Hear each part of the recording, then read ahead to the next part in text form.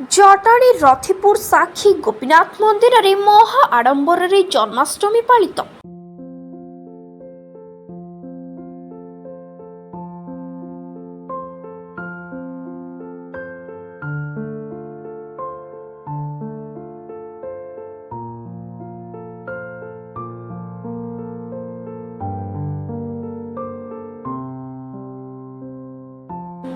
जटाणी रथिपुर साक्षी गोपीनाथ पीठ में महा समारोह तथा महा आडंबर जन्माष्टमी पालित हो जाइछि।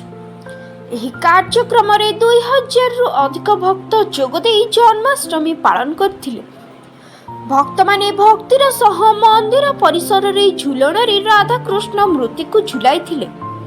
एही अवसर रे मंदिर परिसर रे भक्तिमय परिवेश सृष्टि होइथिला। मंदिर परिसर रे भजन परिवेशन मध्य करा जायथिला। या सहित समस्त भक्त मानक पई प्रसाद सेवन रो बंदोबस्त करा जायथिला।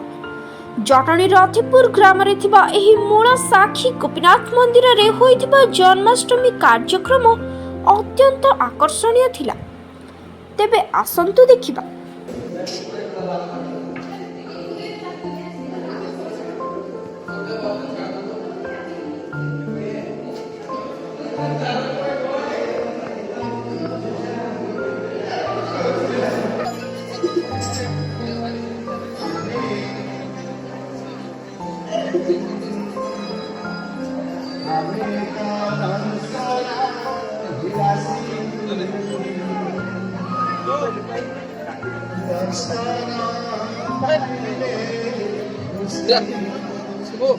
मो ना प्रताप चंद्र सामंतराय आमर घर रथिपुर गढ़ मु जड़े समाजसेवी।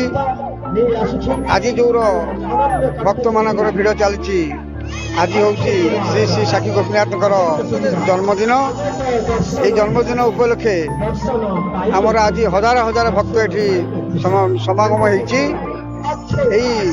मंदिर प्रथम जो 1663 मसीह मंदिर गढ़ी उठीला से राजा थे प्रतापदेव एवं कालक्रमे 1732-33 कला पड़ा आसला मंदिर सब हिंदू मंदिर भांगिला।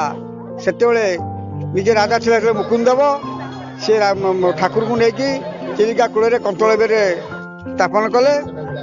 तापर मंदिर भांगीगला।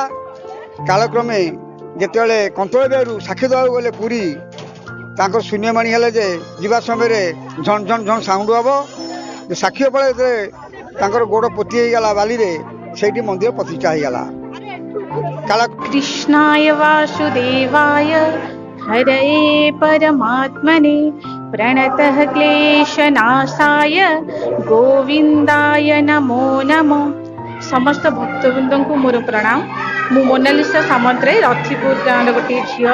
एठी आज आम साक्षी गोपीनाथ मंदिर में जन्माष्टमी भगवान जन्माष्टमी पालन कर बहुत संख्यार भक्त आपण मैंने जानी ये हूँ बहु पुरातन मंदिर। एठारे आमर विग्रह श्री राधामा एवं भगवान कृष्ण ये पूजा पाते। मोगल आक्रमण पर परवर्ती काल में बहुत एठा सेठा लुचिकी आमर हिंदू भाई माने लुचेकी रखी एवं पूजा पाठ सब होता।